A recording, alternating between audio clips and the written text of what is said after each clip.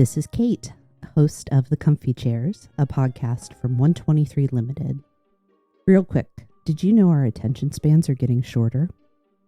Some studies report that our ability to focus on a screen has dwindled from about 2.5 minutes in 2003, 2004, down to 47 seconds in the last year or two. While there is some debate about this, as well as a host of factors that can impact each person, what's true is that getting and keeping people's attention at work is important. Not only does focus play a role in productivity and safety, it connects to our workplace engagement and retention, and ultimately can impact the fabric of any company, its culture. The good news is that there is one simple, practical, actionable way to influence our ability to pay more attention. Storytelling. In our last episode, we talked about stories and identity. As chance would have it, today's guest is also a passionate storyteller who shares my interest in exploring the ways stories can make work better. Welcome to the Comfy Chairs, Kim. Thank you. Thank you for having me.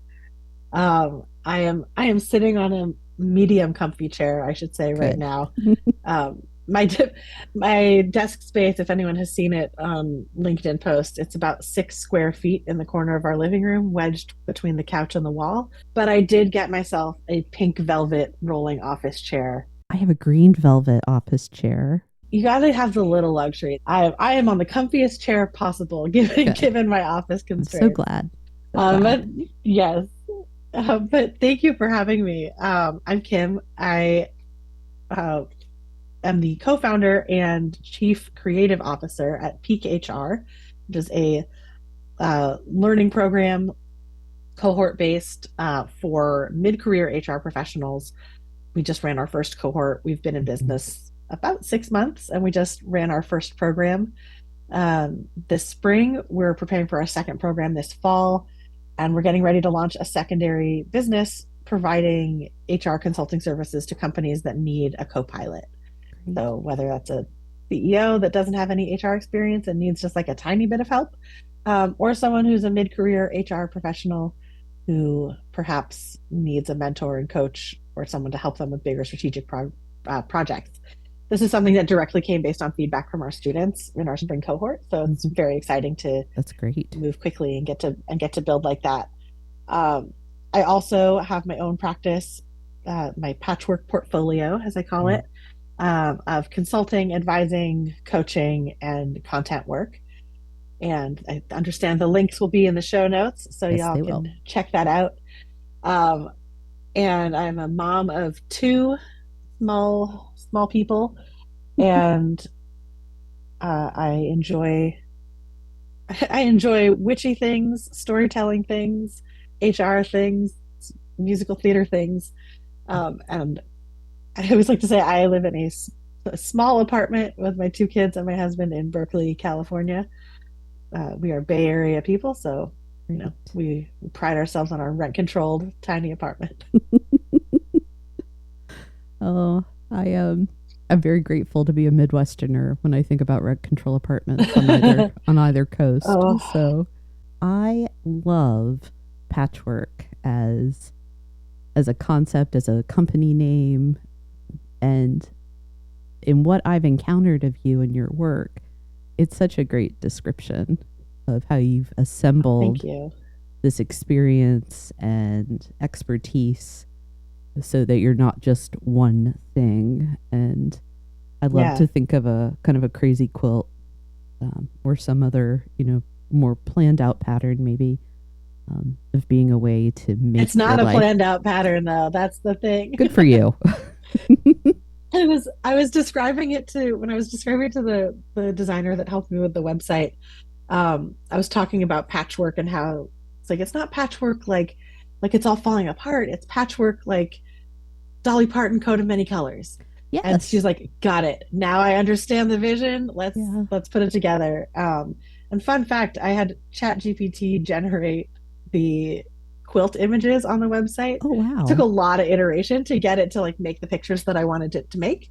But well worth the $20 a month fee that I paid while I was working on it to get these custom quilty images to blend this idea of like colorful, creative, a little whimsical, Yeah. things that ordinarily maybe wouldn't go together, but when you put them all together, they sort of work. Mm-hmm. That's You know, that's some of my favorite things are cobbled together that way. Kim, I'm a little disappointed that those aren't quilts you made because the story I told myself when I was looking at them, I mean, it's awesome that they're chat GPT, but yeah, I pictured you like hand sewing, you hand know, piecing things. that is my eventual goal is to replace those images with images of things that I have created.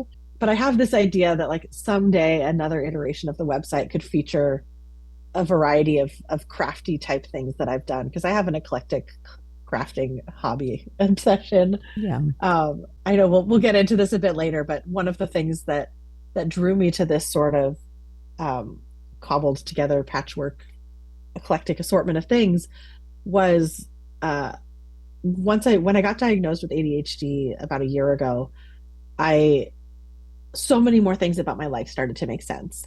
And the fact that Yeah. I did like every extracurricular I could get my hands on in high school and college, and I always worked a million jobs and couldn't decide on just one thing, so I just tried to do all of the things, um, which I just thought I had a lot of interest in, like doesn't everybody?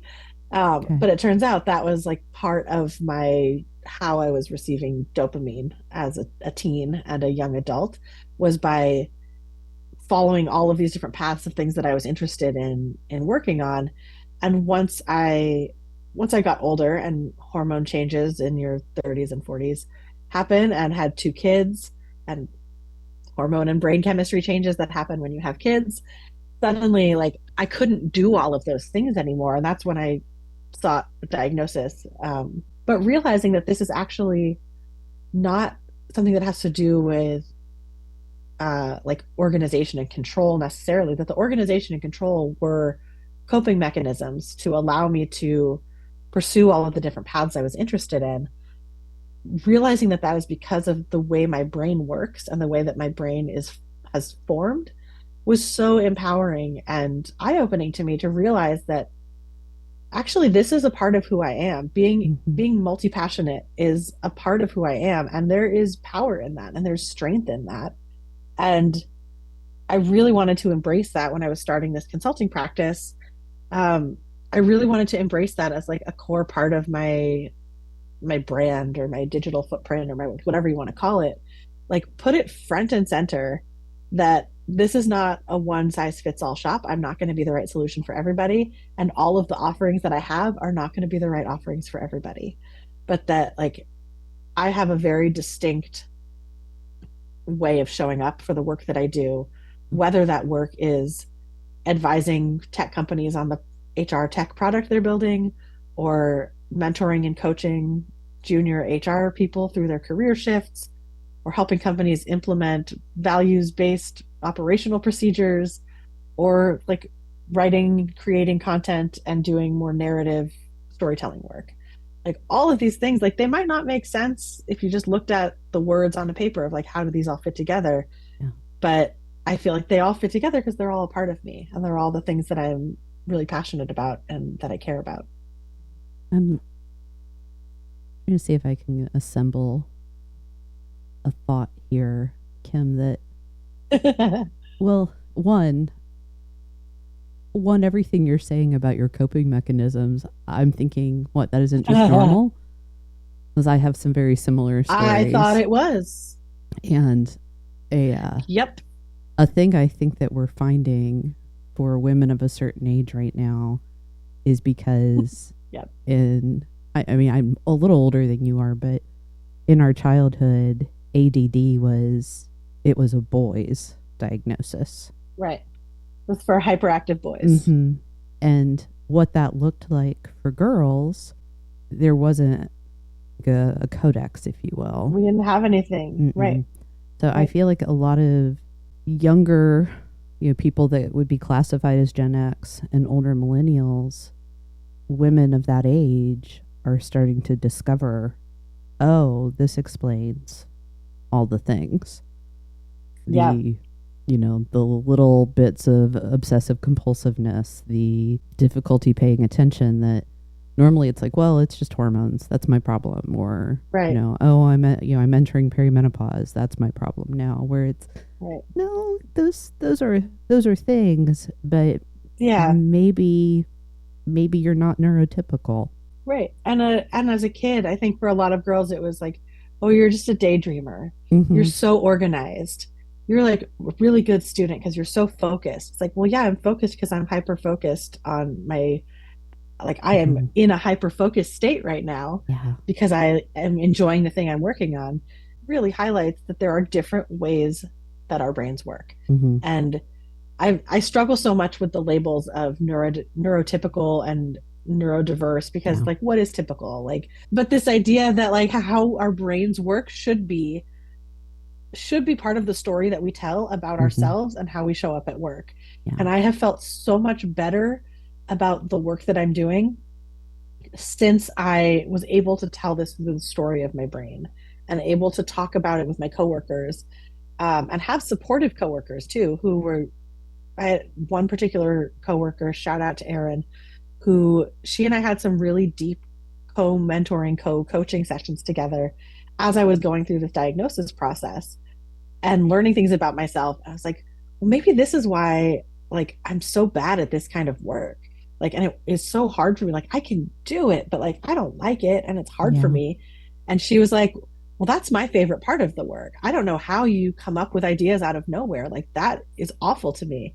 And so we just decided, like, what if we just like partnered instead? And instead of you trying to come up with ideas out of nowhere and me trying to figure out how to operationalize them, like I'll be the ideas man and you can be the Uh-huh. building man and we'll just figure it out together. You will And patchwork that's the way we the like product. that's Yeah. exactly that's the way we've built Peak HR. Our brilliant CEO specifically built our 3-person founding team with different strengths and skill sets in mind That's so awesome. that we're not like competing for space or time or ego presentation or anything. It's just like, what are the things that you're good at? How can we make it so that most of your time is spent doing the things that you are good at and that you love?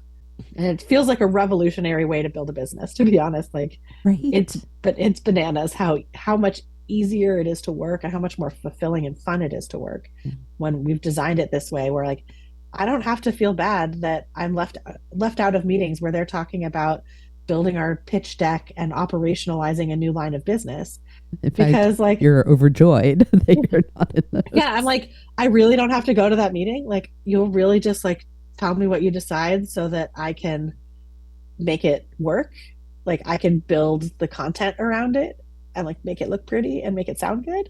And it works and it's working super well. Like tooting our own horn. We went from, hey, this is an idea. Do you guys maybe want to do it with me? To our public launch in 7 weeks. Oh, wow. And 2 months later, we had our first program running with over 60 participants That's in the amazing. program, featuring like 30 top HR leaders from around the world as our guest speakers. We paid our speakers. We were able to pay ourselves, and we paid all of our operating expenses. It was like, turns out, like if you know what you want to do and you put people in a position to be their most successful selves, like you can actually do good work and do it quickly. I think where a lot of companies get into trouble is where they expect people to be such generalists that they're good at everything. Yeah. And I'm guilty of this too. I spent most of my career priding myself on my generalist skills and didn't realize until my late 30s that like there was another way to be. I think some of that comes with maturity. I won't say age, but Yeah. if as you have more Yes. experience and frankly more like failures than wins, because it's kind of easy when you're starting out to feel like you're always successful Mm-hmm. because 5 years into your career or work life, um, Mm-hmm. you know one success is really big just because the And you're very still nature. probably telling yourself the story of Hmm. like you're recently graduated from Right. college if you went to college or you're like you're at the beginning of your career when you're in your 20s. Like I still feel like the stories about yourself that you identify with most are the stories like from your teenage years. Hmm. Like your early 20s are like you're still transitioning into being an adult and learning who you are and learning how you want to show up in the world. And like you just your identity changes Yeah. as you grow older Well, and wiser. and from a lay person's perspective too, it's important to remember that, a 20-year-old, they're not done baking yet. The prefrontal cortex Right. is not formed Right. completely. It still Right. has another 5 to 10 years. So, your decision making, your understanding of those consequences, your caution Mm-hmm. are so much different than they'll be in your 30s, in your Right. 40s. For those of us that Right. are looking down the barrel of it, 50s, right? And I think when you get to a point where, okay, I have a fully formed brain, hopefully, I can begin to understand how it functions, how I function. If you have the privilege of being able to take time and reflect on your Mm-hmm. surroundings, your successes, your preferences, your interests, what you're able to do, and I'm going to really push into the metaphor here, is piece together that landscape of this is Mm-hmm. how I can work best. And not Right. everybody gets that opportunity. I always think that's important Right. to stress Yeah. that It's important to call that out.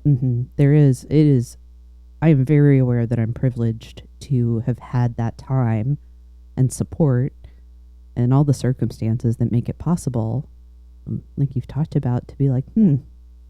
maybe I don't really fit into a corporate office. Maybe because of my Right. creative background, my different way of seeing things, my story isn't going to be, working in corporate America. Well, then what can it look like? I totally agree. I mean, I think there is work that people can do on this without having to completely rethink their entire career, Agree. right? Without having the privilege that I did, which was an immense privilege to be on a team that was a like large enough for multiple people to be doing specific jobs, Mm-hmm. but be like flexible and open and concerned enough about men. Like these were all things that were priorities for us in our workplace, and so it made sense to talk about things like how does our work impact our mental health? How does the time and energy we spend on our work impact our ability to be successful at our work? Mm-hmm. What are our jobs? What are we like? We had the flexibility to talk about that in largely because we were in a very unique situation.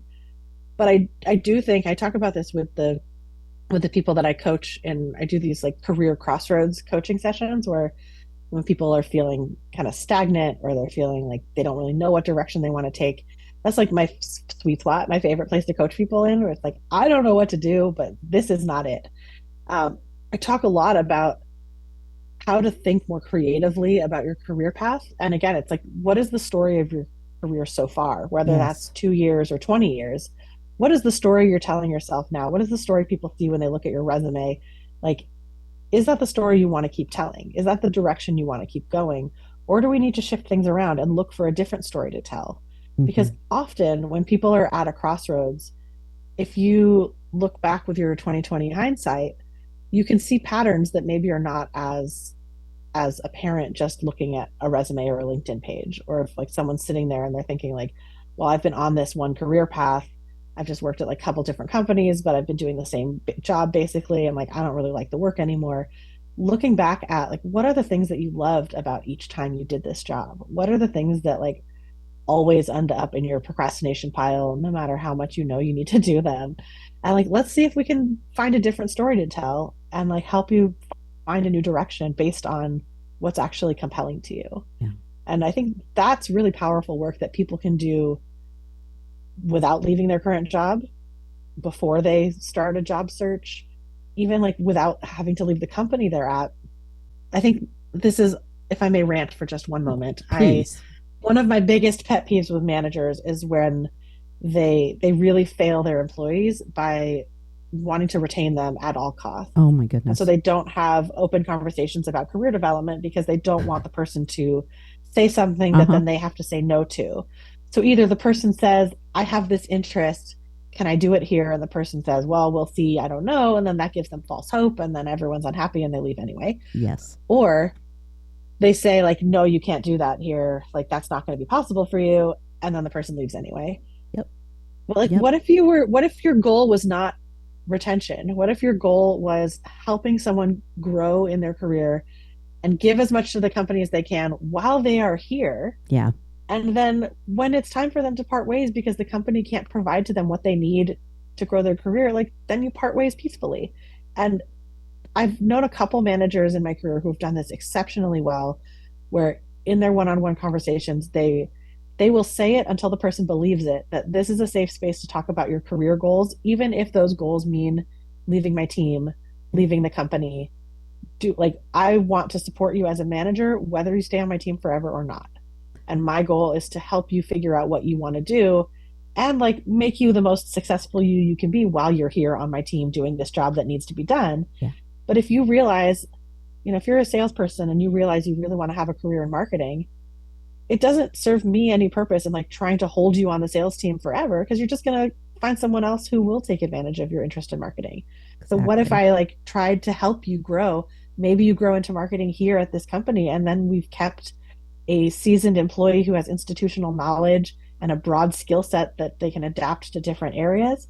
Or maybe like I help you get ready to take that next step in your career and then you leave and go take a marketing job somewhere else, but it's because of the work that we've done together that you were ready to take that next step. And I Mm-hmm. think it's just such an egos game with leaders a lot, and they can't stand the idea that someone wouldn't want to work with them, and that's not your job as a manager, as a leader. No, I'm having a very hard time not interrupting you and being like, "Amen, preach," because this is one of my soapboxes too, Kim. And Yes. I'm going to try to connect it back to our storytelling topic because this is where my thinking has landed on this, and actually where I want to start doing some research and creating frameworks around it. I believe the best leadership is a love story, Mm-hmm. that it is leading well is about demonstrating love through your actions.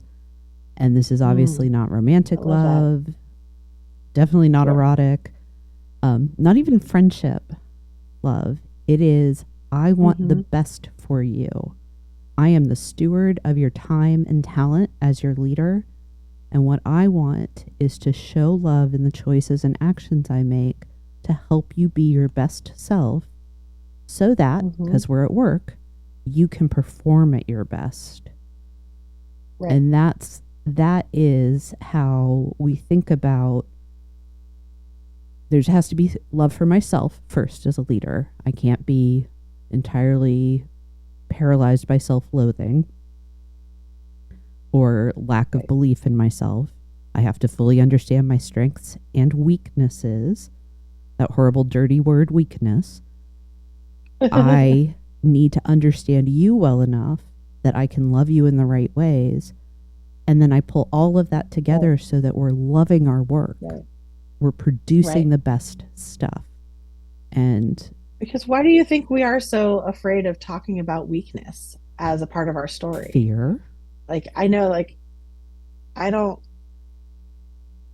And I say that as someone that has hesitated to use the word weakness in, in lieu of using words like not strength, Yes. or say like Opportunities. air areas where there are opportunities for improvement. Like Mm-hmm. it's okay to say like this is an area where I am weaker. This is an Yep. area where I am not as strong because otherwise like we're expecting people to be strong at everything. No. And that, talking about storytelling, like that people tell some of the harshest stories about themselves because of what they've inferred from other people. And if you think everyone is expecting you to have everything as a strength, then you're going to tell a story about yourself that like you're Mm-hmm. a phony and you're just faking it and people think you're really strong at this but actually like you suck, and that makes Mm-hmm. you feel bad because you think you're supposed to be strong at everything. Yep. But like that is not it, man. Uh-huh. I am a self-confessed Wonder Woman fanatic. I Mm-hmm. love everything about Wonder Woman. I am rarely more than just a few feet away from something that has her or a logo on it. Like I can pick up my phone and show you. Mm-hmm. There she is. Yep. The problem that I discovered in my 30s with that being my ideal is Mm-hmm. she's fictional. She is strong and loving and just and beautiful, all the things that I want to be Mm-hmm. as a woman. She represents to me. Plus she has shiny blue shorts. It's great. And Yes. and I cannot be Wonder Woman. Right. And what that meant Right. for me as somebody coming to maturity is I was constantly disappointing myself. So my inner Mm-hmm. critic had a heyday all the time because that was the Yeah. story that you're worthless, Right. you're not capable. And Right. the compensating activity then was to be harder on myself than anyone else could ever be. Right. And Right. it made me tired, cranky, sad, and mean all the time.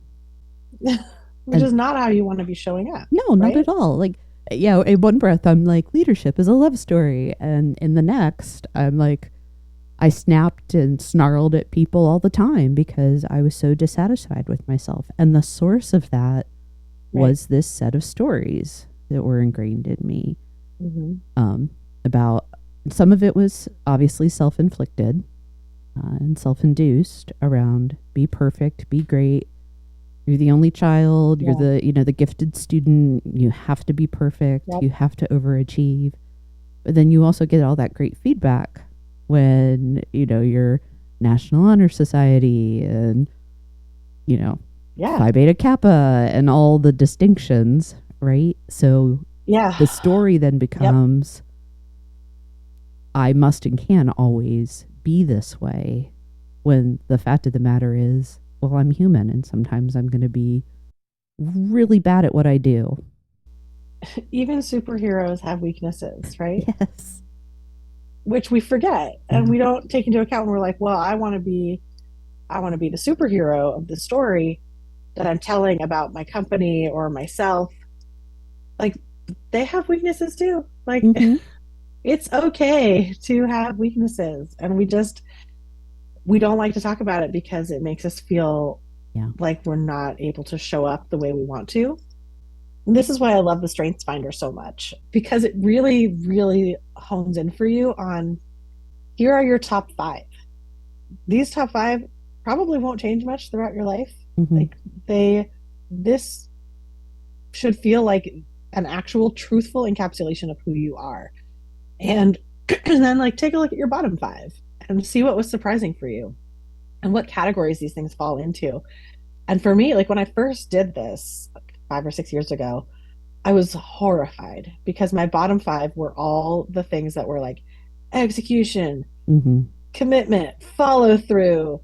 Like it was all the things that were about like achieving and achieving a goal. And I was like, but I'm really good at achieving goals. Like I'm good at getting shit done. That's my thing. I get stuff done. But it's not about whether or not you can do those things. It's about what comes naturally to you and where are you like naturally most gifted. And it's not about like, well, can you like pull up your bootstraps and muscle through these things and like then you become a goal oriented project manager. It's about like where are you at your best. And once I started looking at it in that way, it was completely a game changer for me. And I've reinforced that. I've done probably in the last year and a half since I did this like whole soul searching journey. I have been validated by every single different personality type test I've done. I've done like workplace, work style ones and the Myers-Briggs and every single one is like, yeah, this is who you are, dude. Like stop trying to be somebody else. It's really empowering when you can tell yourself a different story and you can tell yourself like, I can do these things. That's not where I'm at my best. I love bringing up all the personality tests because I have a story about the first time I encountered My Yes. Myers-Briggs Tell me. results. I took them in college. It was proctored by a good friend of my mother's when I was home on break one time. And this is back when you had to like fill out everything by hand. I went back to school and my mom's friend finished the analysis, had the scoring and the report for me prepared, and gave it to my mom. It was like, here, when Kate's back, I can meet with her and go through it. Mm-hmm. My mom calls me and says, hey, Joan gave me your report. Is it okay if I look at it? I'm like, you're my mom. You change my diapers. Sure, go ahead. The next time I come home, the way I tell the story is she took the report and like threw it at me and said, this explains your entire childhood. I'm like, what did I do? So I sit down to read it and I'm thinking to myself, this stuff is such a soft science. I don't know why people put any, weight to it, whatever. Okay. So I opened up and started reading it. And says your personality type believes that this type of activity and assessment is a soft science and you question them. It nailed me point by point. The words that were in my head were on the paper. My mother is right. It totally explains my childhood. It explains our relationship. It explains the way I work. And I know that Myers-Briggs is not currently in favor, but I think the value is giving ourselves a common language to talk about preferences and helping you focus your story. As I know that I am a definitive person who wants closure. I need time for reflection. And if you start asking me to let things be loose and unattended and ask me how I feel before you ask me how I think, we are not going to get along. And knowing that is so powerful, right? And it affects how you show up in relationships, both personal and professional. Exactly. It so matters. I think that's the thing that companies miss a lot, like bringing this back to work stuff. I think a lot of times when companies will do some sort of personality assessment exercise, they fail to include the follow through part, which is having conversations about this as a team, having conversations about this regularly as a team, and calling things out when you notice them, and being able to say, like, I've realized that I am a person who needs X. Like, so what that might look like for me as we do project management is this is what I need. Like what you just said about like you need to be asked how you think, not how you feel. And I am the exact opposite. Like if you're not addressing my feelings, I'm gonna get very defensive and disengage from the conversation because I think you're challenging me, when really you're like asking questions, and realizing that it's not that your manager is calling out these things because they think there's something wrong with you. It's because this is how they have conversations. This is how it feels good to them in their body to bring something like this up. And when I had a manager who I have a wonderful relationship with, he and I worked together for 8 years, and we learned about each other that like he needed information delivered in a specific way, and so did I. And those two ways were not the same. And I almost said we're not compatible, but I think that's a misnomer because you can make anything compatible when it comes to communication. You just have to know where the hard lines are, right? In the context, in the frame of talking about stories, what we're talking about is that practice of character development. By talking about who you are, what you prefer, how you work, and listening for what other people tell you about that, you're making their character richer, right? You understand them more.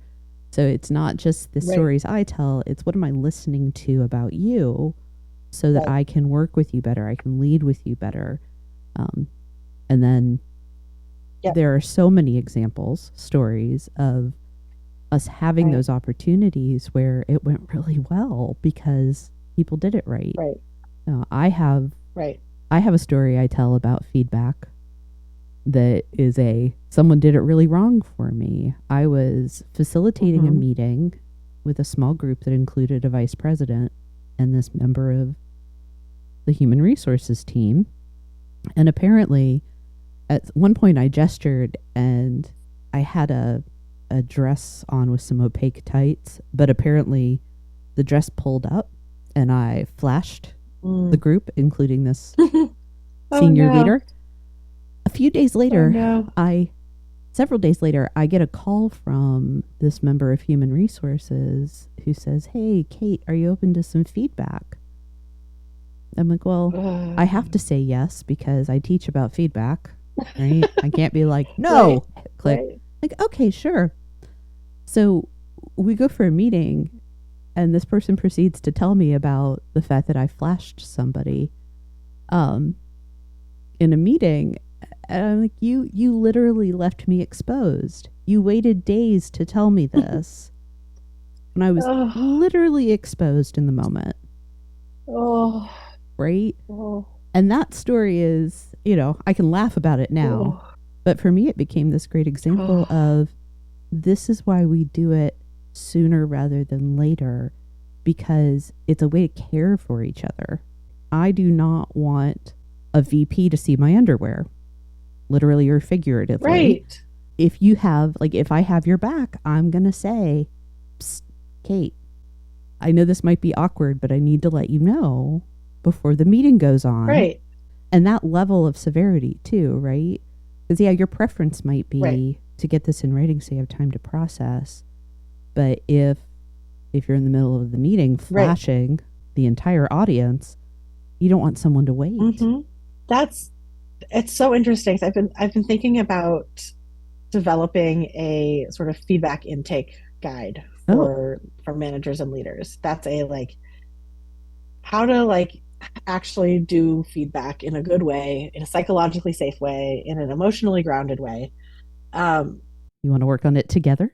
Yes, I do. One of the things that I think people don't consider is understanding how the person you're giving feedback to likes to receive feedback, and then like you say, what the exceptions to that are. What are the emergency escalations where it's this needs to in the moment and it can't wait for your preferred method of receiving feedback.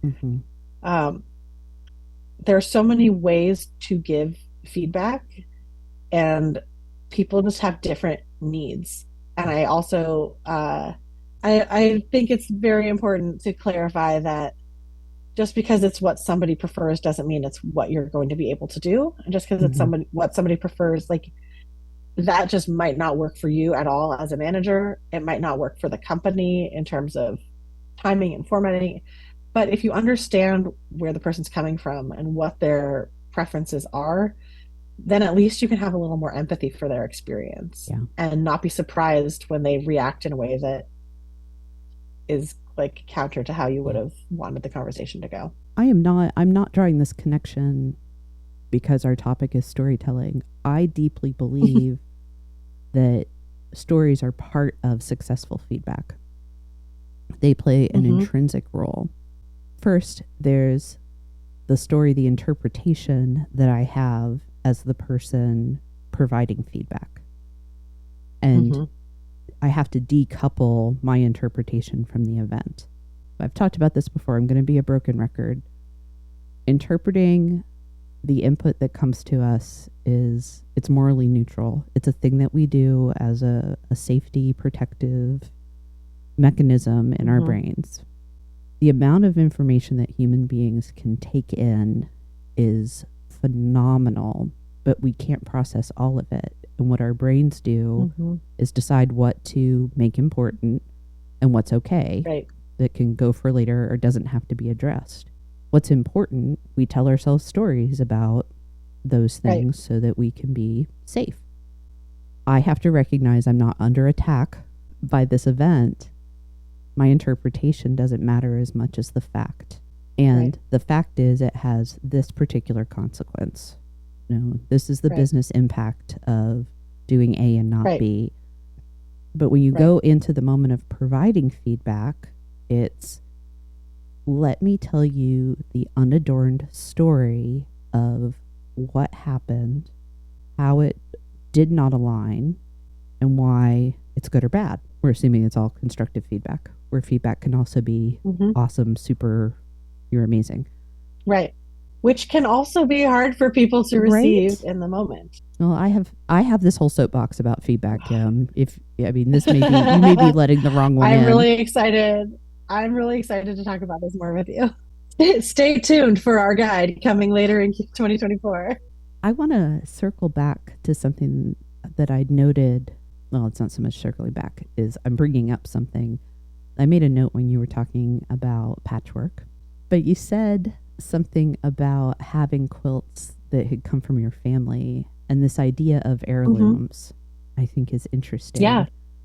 Because I think stories can be heirlooms in a company setting for us. Absolutely. That we hand down the stories. And I know when we first talked about you joining me in the comfy chairs, there you were discussing how the stories created the culture at a company where you were part of a startup. Absolutely. And I'd like us to spend some time there because I think that's an important yeah thing for those of us that are concerned with how we lead, how we learn, how we make work good, if not better, is that idea of how do we build the story of where we work. So this partly comes from my like patchwork career. I started out my career in theater and libraries, and I was an archivist and a researcher, and like I spent my whole life in theater and libraries. And my original career intentions were to work in dramaturgy and literary management, which, for those who don't know, dramaturgy is essentially the art and skill of researching the very minute specifications of a time period or location so that a production can be historically accurate. And it's research, it's presentation, it's storytelling for a play. And at the same time, I was kind of building my acumen there. I also was working in a library on the UCLA campus, the Special Collections Archive at the music department, doing like a lot of archival work. And I really think a lot of this directly translated into my corporate life in ways that I hadn't known were happening until have like kind of looked back. And the idea that as you're building a company, you are constantly narrating your evolving environment. When you're telling people to join the company, when you are telling new hires how to be in your company, when you're talking to investors about why they should invest in you, when you're trying to sell a product, like all of this is storytelling, right? There's like that's what it is. You have to have artifacts. Without having those tangible examples to pull from, it's not as meaningful. And that makes it so much more specific and real and approachable, and makes it something that people can connect to in a way that if you just say like, well, we believe in equity, so we don't have people have to have a degree requirement because we want a more equal workplace. That's great. I'm glad you do it. But like, why do you care about that specifically over something else?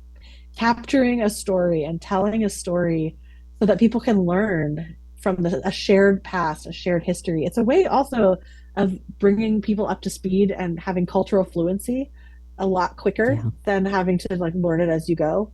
I really, really love building culture guides for companies. This is one of my favorite things that I don't get to do very often. It's a side bit that goes along with your employee handbook. And it's like a cultural record that says, here's who we are. Here's what we believe. Here are some examples of that.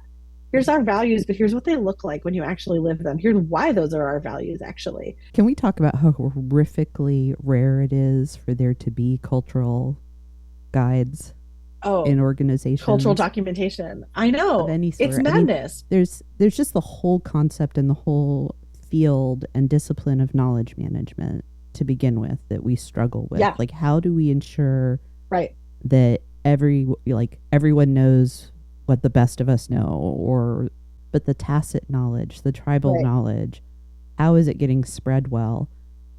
And that's just for the day-to-day operations, right? Like, hey, this is the reason that we push this button before these buttons, and why we have to get a hammer and hit this stuff. Right. I just had this chat with my co-founders. When you think about offices that are distributed where you have multiple locations, you want them all to feel like your company. So when someone walks in the door, they're like, I know I am at Google. But there's going to be a difference between Google London and Dublin and Singapore and Silicon Valley. And like Yes. all of these locations have their own personality, their own character, their own like culturally appropriate office environment for the culture of that location. But they also still have to be a part of the narrative, the storytelling of the brand that the person works for. So when they show up for work, do they know where they work? And it's the same if you're at a remote company. That digital, it's just a digital presence. And you have to be really intentional about how you make people feel included in your culture, feel connected and proud to be connected to the brand of your company. And that can be more difficult to do when you're not in a physical space where the logo's on the wall. Those physical things might not be present, but that doesn't mean that you have to disconnect from it. One of our employees at my last company, we were distributed across 70 countries. But one of the things we talked about that was because an employee brought it up was when you work remotely, leaving one job and starting another job is as simple as closing your laptop and opening up a new laptop.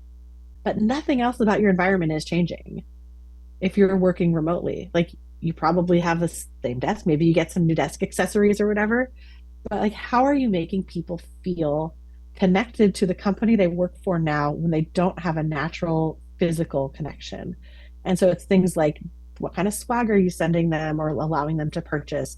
What kind of budget do you give them to outfit their desk area and in a way that feels conducive to the environment that you're in? Like so these little things that you can do for people so that it's not just like, well, now I'm signing into a different company Slack and now I'm in Slack at this other company.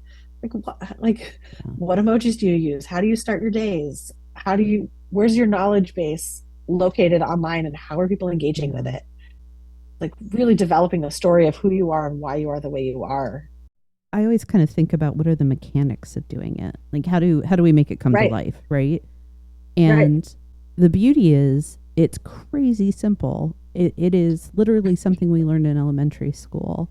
Who, Mm-hmm. what, why, when, and how. You answer Right, those right. questions, as appropriate, as needed, ad Mm-hmm. nauseum to tell the story. Right, This is the right, why behind this. This is right. who did it, when it happened.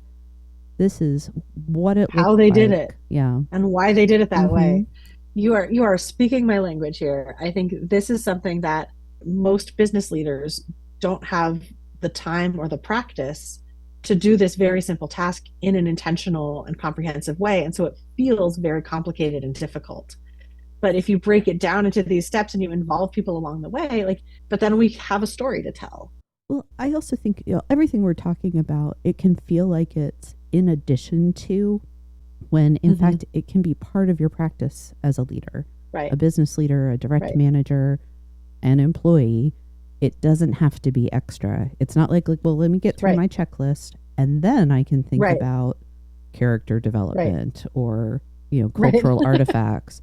No, it's right, everything you're doing is part of that. And the way we right, interact with each other and the communication, those are the stories we're right, telling ourselves in our right. actions, our words, and our product. Yeah, right. So it's how do you think of it as this integrated whole? And of course, Mm-hmm. sometimes we need to bring in external experts. I'm Right. never going to say no to that. You and I are both in that field, so please, people, bring us in and pay us. However, Yes. don't make it so overcomplicated that it becomes separate Right. from the work Right. of your work. Right. And that's ideally when I work with clients on this type of thing. Ideally, the end result is that you don't need me anymore because you've become practiced in the Yeah. art of telling your own story internally. And it becomes like second nature to relate company decisions back to your values or to reference the last decision you made when you're sharing why the decision changed. I worked with a client who I won't name, who they they literally hadn't thought about the importance of saying that like here's what got us to this place and why we're making this decision. They would just say here's a decision we've made. Oh, And if people weren't there when you made the decision originally, if people just got trained on the old way of doing it, like there's so many reasons why that doesn't serve you.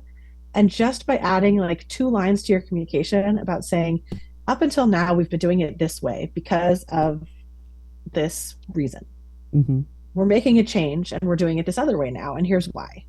Just that little bit of change can completely transform the way employees interact with your business. It's not just marketing that has a responsibility for capturing those stories. It's not No, just human no. resources or, learning and development. We all do that.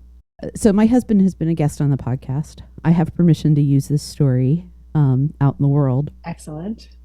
And one of the things that defines part of his character development is that he served in the nuclear navy for a number of years in his 20s and was on a fast attack submarine.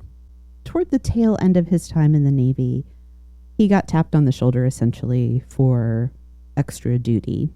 It was a like an inspection team. They called it a drill team, and it was preparing the crew for when military inspections would happen, which that it seems pretty neutral, right? It was, though, being headed by I believe, a junior officer that by and large people understood he'd been given this assignment because he was right next door to incompetent. So the inspection team, the drill team, did not have a good reputation. That's my language. Not the way it would have been talked about on the submarine. But the drill team did not have a good reputation. It was kind of like, oh, we're going to put people that don't know what they're doing over there. So when, hey, we're putting you on the drill team, that's all he was told. And he thought, oh, they think I'm incompetent. Right. People tell, if you don't tell them the stories, people will make up stories about themselves. Yeah. So his last year serving was miserable because he thought he was perceived as somebody who was incompetent. Fast forward 20 some years, we had the opportunity to go to a retirement, and the gentleman who had told him, hey, we're putting you on this drill team, was also there. And Nate said to him, it was really disappointing for me. I know that you didn't see me as a good sailor, kind of along those lines. And this guy looks at him and like, what are you talking about? We put you on the drill team because you knew the systems really well and you'd be able to come up with all these great challenges for us. So we'd be really good at our inspections. Why didn't they tell him that? Well, here's the thing. It doesn't take extra time, right? Think about the difference between petty officer, we're putting you on this team, period. And petty officer, we're putting you on this team because you are skilled and capable of doing these things, and this is what we hope to see from you. 2 seconds. Right? 2 seconds of time could have changed my husband's perception of his last year, actually his entire service, and all of his time following, because he spent all that time from when he got out until the moment that we were sitting in the restaurant at that retirement party thinking that he was perceived as a not very good sailor. As opposed to this, I was seen as somebody that knew how to make this happen. Yeah. And that's my caution to leaders, is take the time, because it doesn't take much. It really doesn't. Because if I don't tell the story, they will. Yeah, God. Yeah, it just it breaks my heart. There's this thing that we talk about with culture, that culture exists whether you acknowledge it or not. Culture exists whether you talk about it or name it. It exists. It is like the water. It's what we all bring. Fish swimming in the water, right? Culture is how you make business decisions. Culture is how you promote and who you hire and fire, and everything is culture. And if you don't codify it, people will interpret it however their own experiences are coloring whatever environment they're in that moment. And if you don't have something that is a consistently codified story, descriptor, documentation, whatever you want to call it, of your cultural norms, people will kind of do whatever feels right for them. And you're not giving people a consistent employee experience that way, but also you have a real potential to do damage, because people will, to bring it back to our earlier conversations about skills and strengths and mental health, people will tell a story about themselves, and they will fill in the gaps if you don't fill the gaps in yourself. And depending on where someone is mentally, like that could be really damaging. Yeah. um, to have someone assume the worst. It breaks my heart because I care so much about this stuff, but it also frustrates me because to your question about why don't more companies have documented cultural artifacts? They don't take the time to do it, and it can be so simple and so hugely impactful individually and for a company. If you just want to look at business and productivity, people will perform better if they know what's expected. I'm done with executive leaders that think that they don't have to steward the culture, that they Right. expect people to know what to do.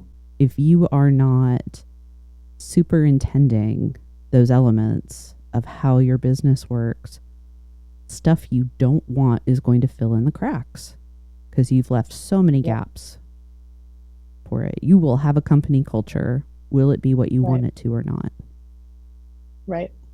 Exactly. You will have a company culture. Will it be what you want it to or not? That is like, I feel like we are going to make a poster, like the Smokey the Bear posters. Like, Yes. only you can have company culture be what you want. Very important to take ownership of that story of what the company looks like. And it has to be all the voices, I think. Right. Every person contributes to It's the not story. HR's job. Nope. It's not something that the CEO says and then it magically happens.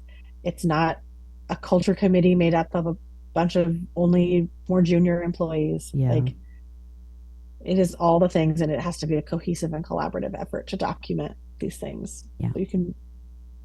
So you are driving the story that you want to tell. Yeah. So, Kim, what would be your advice to somebody? Say I have a listener who's like, oh my goodness, I have got to start building, even if it's just for my own team, a reference, a document, an archive of these things. Where would you start? I would start by looking at examples from other companies to Okay. get more of a sense. Like, if you're like really new to this and you're really thinking like, I've got to start doing this, but like I don't know where to start. Like, you don't want to boil the ocean. Mm-hmm. So starting with some examples of other companies, ones I have some up on my website that I've worked on, but also like Netflix's culture deck is a really Oh, famously yeah. good one. I've used that for reference. And like the one we built at Oyster is really, really good, I think, and that's open sourced in Notion online. Oyster's open sourced Reef. And actually, I contributed to a really good one of these last year through OpenOrg that has essentially a templated version of how you would fill this out for your own self and your own That's company. great. But if you're an HR person doing this, the first thing you want to do is start um, gathering these stories from around the company. Like, you can very easily on your own do things like go to your design team and ask if they have any screenshots from the earliest versions of your website. Mm, Ask if they have any stories about the creation of the brand. yeah. Go to your engineering team, like, and this can be like at lunchtime. This can be like a quick Slack DM. Like, go to the people who are your allies on those teams who you know and like, who maybe some people who have been around for a while, and say like, I'm trying to gather some early company stories for a secret project. And Surprise. just like a secret, because then they get excited about it. If you're like, I'm creating a historical guide to our culture, they'll be like, ah, that's a big project.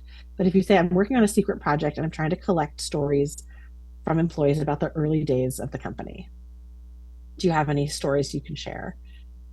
Make it really easy for people to participate, and then take those early stories and like plop them up on a Notion page, put them in a Google Doc, like that you can then take to your CEO, and you can say, I was thinking that as we grow, it's going to be harder and harder for people to feel connected to our company's story and our culture and to really understand what it means to be a part of our culture.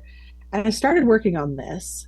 Here's what I've got so far. Like, what do you think? Like, we could have a really beautiful guide to onboard people onto our culture as part of their employee onboarding, giving them something to react to that doesn't take you more than, you know, a couple of hours over a couple of weeks to throw together.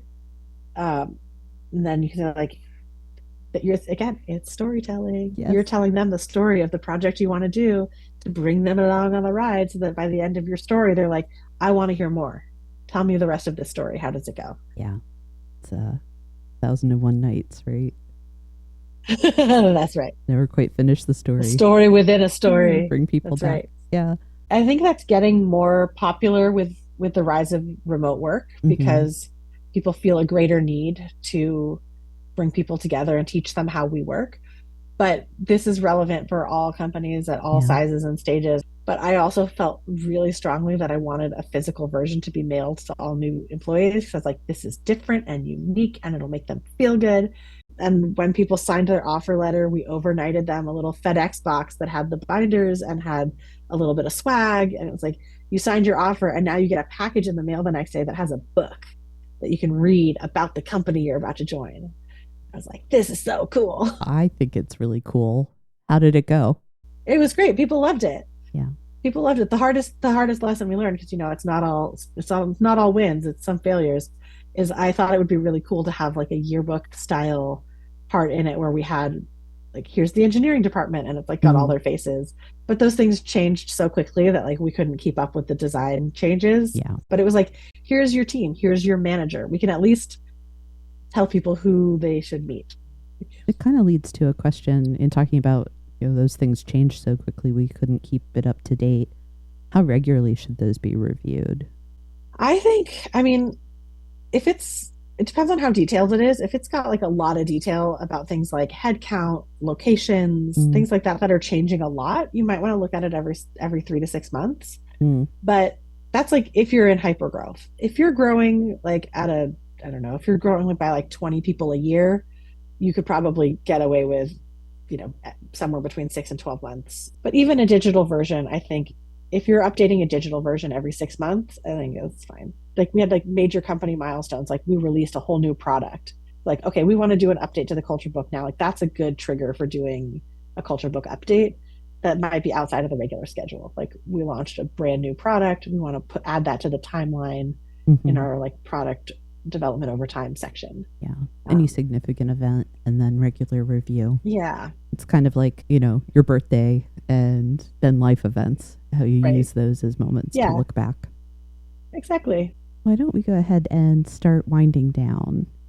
I always like to end with what are a couple of, key thoughts and takeaways, and then ask you to tell us a little bit more about what you've got going on. You've shared some things, but if there's anything new on the horizon that you want to shout out, that would be great.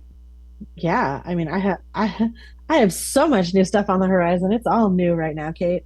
Yeah, it's pretty Um, awesome. so I my most exciting new thing that I just launched is the tarot inspired career coaching and general coaching, but tarot inspired coaching. Um, as I've leaned into the witchier side of myself and embraced the fact that I'm a highly intuitive person and get really into the storytelling of tarot.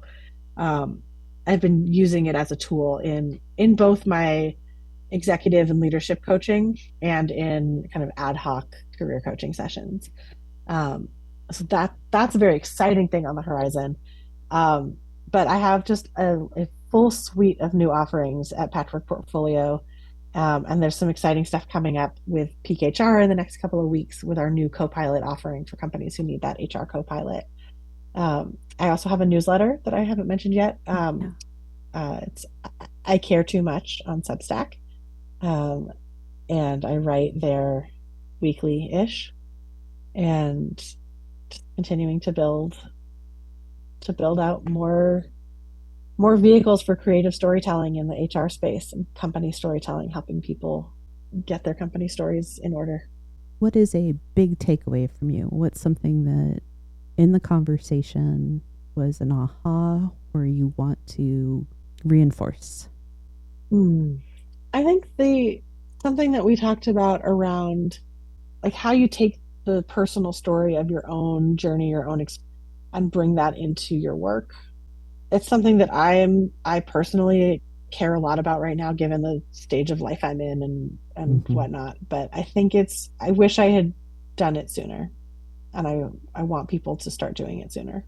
I think I would kind of sit on the same subject that storytelling in the context of work is not just about trying to inspire or incent Right. or educate. It's also Mm-hmm. how we make those connections with each other. So kind of creating your story for yourself, understanding who you are, telling that story, and then listening for other people. Yeah. The ways they, not just the way they talk about themselves, but the ways they show up. All of that is the story of who they are. And those Yeah. work relationships will only be better if we're making that story-based connection. Mm-hmm. Thank you so much for having me. This was an absolute delight to talk to. Oh, good. I'm so glad. I feel the same. It was a lot of fun to be kind of pinging all over the place. I don't know right another way. I don't think I do either, in all honesty. If you enjoyed this episode and you'd like to support the podcast, please subscribe, leave a rating or review, or share it with others. You'll find Comfy Chairs updates and other thoughts on leadership and learning on Instagram at 123 Limited. That's ONE23 LTD.